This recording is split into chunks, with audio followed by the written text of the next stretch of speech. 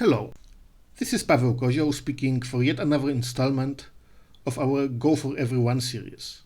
Today I'm going to speak about Sente moves, about Sente exchanges. And I have a great material as a backup, namely a lecture that Stanisław Frejlak gave for the Internet Go League IGLO. The most important thing he said is said in the first minute of his lecture. It was like, I'm going to talk about Sente exchanges, and the first rule of Sente exchanges is don't play them. Which, for a lower rated players, seems a bit counterintuitive. After all, you can play a move which forces your opponent's response, you can do some stuff and then jump to some other area of the board. But what's the problem with this approach? The first thing is a psychological problem. If you play against a decent opponent, he will know how to react. You will effectively force him to play a good move, and to play a move which is rather obvious. It's really difficult to make a mistake in this situation. There is also a technical reason. When you play a Sente move and when you force a reply, most of the time your stones get into a better position, but the same can be said about the opponent's stone. You force the opponent to make his position stronger, more solid, and it often happens that the opponent's gain is even more important than the thing you have achieved. This is the example from a really simple fuseki. We can look how it went. Everything normal so far. And now black decides to put some pressure on this group. This is a situation when you have to make a decision, and it seems that all the choices carry some risk. For example, you can decide to make your position a bit better by playing a corner enclosure. But in this case, black gets the opportunity to attack your group.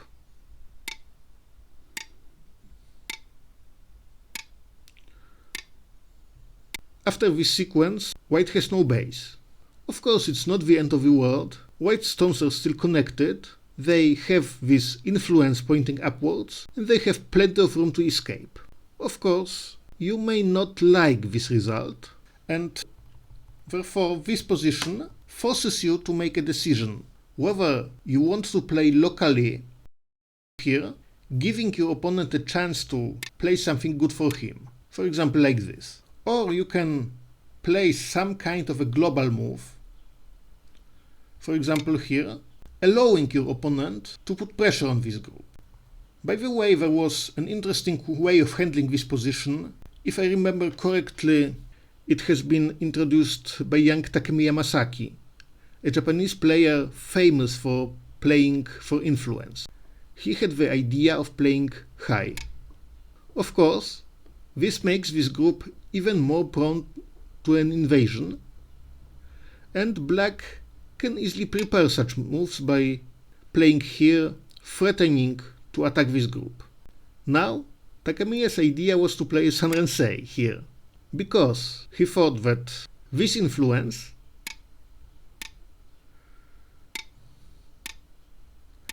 together with the influence of this wall will be a good result. But of course, not everybody is Takemiya, not everybody wants to stake the result of a game to the influence alone, so this move is perfectly normal, this attack is normal, and now correct moves are either something here or this move. But Stanisław Frejlak found a game played by Q players when white thought, I don't like this result because it puts my group in danger, and I don't like this result because it feels really slow. So what about choosing a Sente move instead? So white played a known shape, a known way of strengthening such group. If you remember the Basic Instincts video, then you know that a correct answer to an attachment is Hane. White needs to draw back to make this group stronger, and black needs some way to protect the cat. Of course, this would be slow, this would be over-concentrated, so black goes for this move. White thinks, okay, I'm happy, I realized the objective of making this group a bit stronger, I did it in Sente, so I can play a big move somewhere else. What is wrong with this line of reasoning? The problem is that all these moves are very good for black. without them. For example, play something here.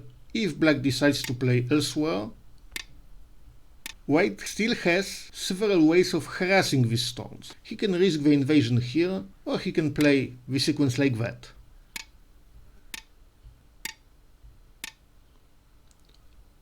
And after white makes his position stronger, this stone is under pressure. This is not the idea which you need to play immediately, but I want you to see the difference between this position, where all these options against this corner are open, and this position,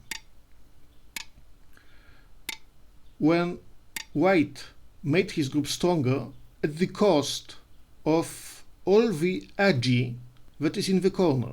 Black's position is much stronger, he's got more points, and you see that playing these three moves didn't really gain you much points.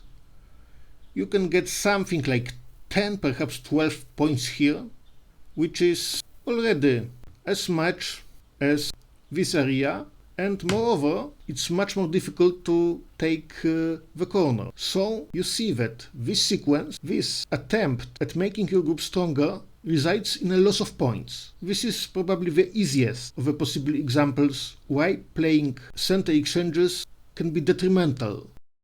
The second example from the Stanislav's lecture is even more interesting because it contains slightly unusual position.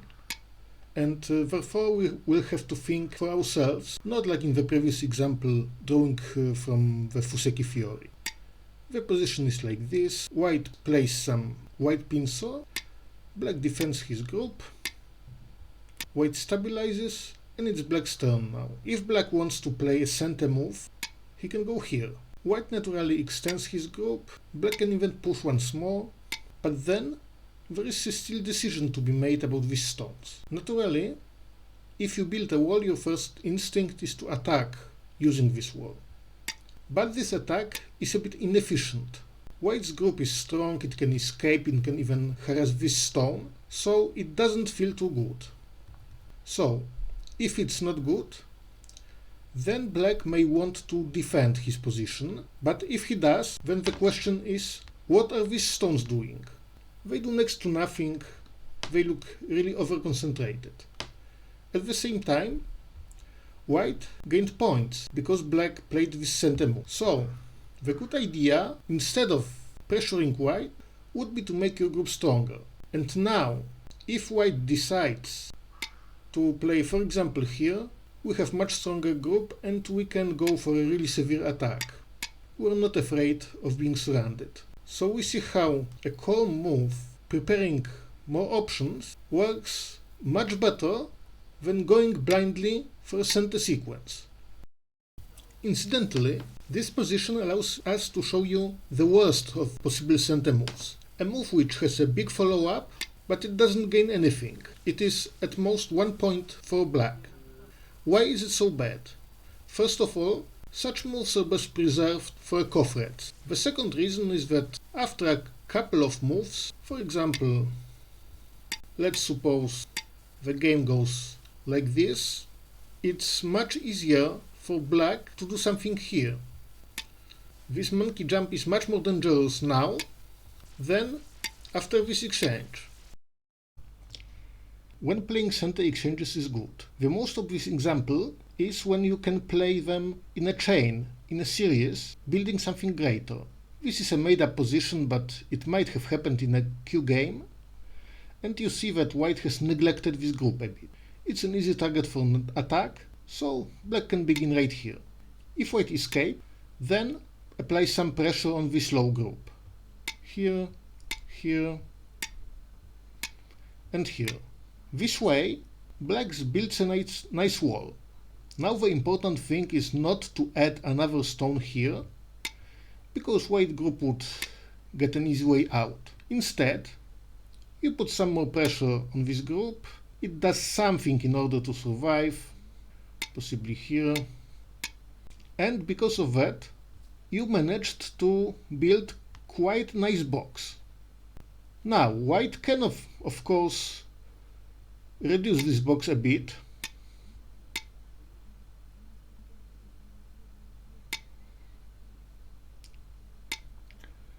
But as you see, this stone can be treated as a sacrifice, and what's important is getting something on the outside. So, Sente moves played as a series are really good, really strong. This is what you want to happen. Incidentally, I didn't show you another way White could defend, because in this situation White can think my group is really weak, so I don't mind making the opponent stronger.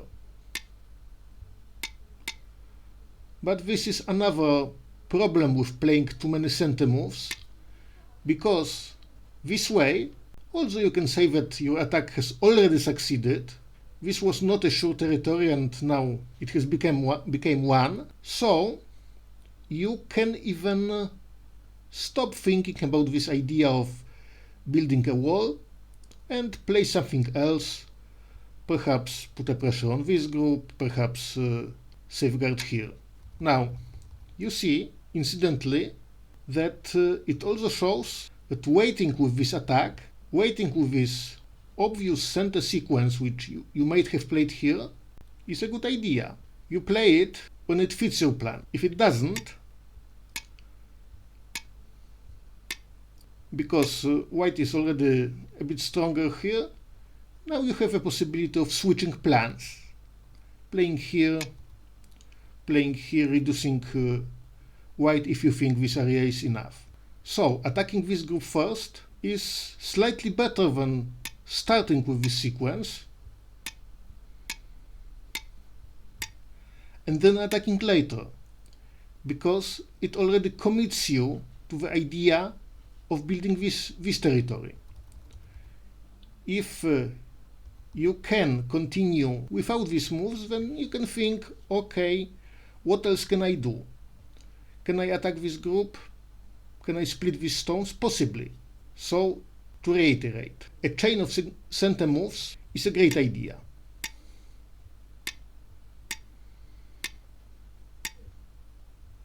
But playing the elements of this chain in the right order, playing the moves which are useful and don't strengthen the opponent first, and only playing the second part of a plan when you are fully committed to it, is a good strategy. This exchange can be chosen by Black almost at any time, and when you are attacking this group, White will have no time to prevent you.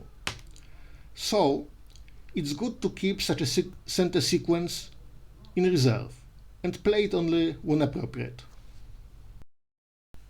There is so much more I should tell about when Sente moves are good. Obviously, when you have a group fighting for your life, it pays off to play some Sente. For example, this move is okay, because now the group has both the possibility of creating an eye or going for a core and creating an eye here. Obviously, when you play in Invasion, it's prudent to play a couple of Sente moves to support your invading stone. But here in the game between Donkey Fei and Keye, we have a position which falls into a grey area. I cannot really tell whether Sente moves played in the game are good or bad. You see that situation is very tense because Black played many ambitious moves, creating two weak groups and hoping that he will be able to make them alive. As you see, he succeeded with the one group using a Sente move, but what about the other? It doesn't have eyes, it can be cut here, and Black may be forced to play a core. At the same time, White stones in this area are not completely settled and they can be cut as well. Besides that, this White group is unstable, so we're in for a very interesting game. And what does Black do? He plays here. This is a move preparing escape for this group, but at the same time it builds a kind of ceiling over this group, working towards surrounding it later on. White plays here, creating a core. Black plays another surrounding move, leaving the fate of this group uncertain, but trying to attack this one. White escapes upwards. Then Black extends his ceiling, at the same time threatening to go into this territory of White and possibly, just possibly, this action can threaten these stones. It's not in immediate prospect, they're pretty strong, but later on there might be a move creating some problems with them. So white defends. Black plays another Sente sequence, forcing white to take this territory, but at the same time creating an escape path for his group. Then black starts a core. White has some threats, and they're very big because they may decide about the life of this group. So black responds. Now black changes track and attacks these stones. White plays a move to safeguard this group, which is also isolated. Black decides to make his group alive, and now a fight breaks up in the middle of the board. The result of the fight is that black manages to surround these stones, giving up something in the center and risking the safety of his group here. So he needs to work hard for creating some more threats. White defends, also getting some more liberties for these stones, which is important because it limits the options of this huge group.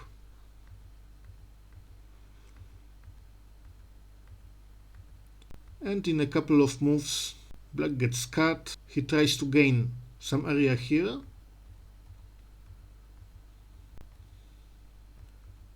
Place some threats against this group, and this is another interesting idea worth remembering, that when you have a big dead group, sometimes you have an additional benefit that you can play some Sente moves from outside, forcing your opponent to take your stones by hand, one by one, this way filling his territory with his own stones. This is what black is trying to do. White safeguards the territory here.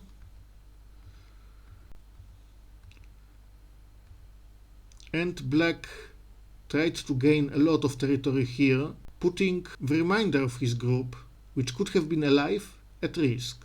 Now another core begins, and here you see the problem. If black played not so many Sente moves, he would have much more core threats. But without playing these moves, he would be so much behind in the balance of territory that the game would be effectively over. White would be just able to let this group live and take what belongs to him. So you see, this game is interesting. It shows both how good, how powerful can Sente moves be, and how risky they are.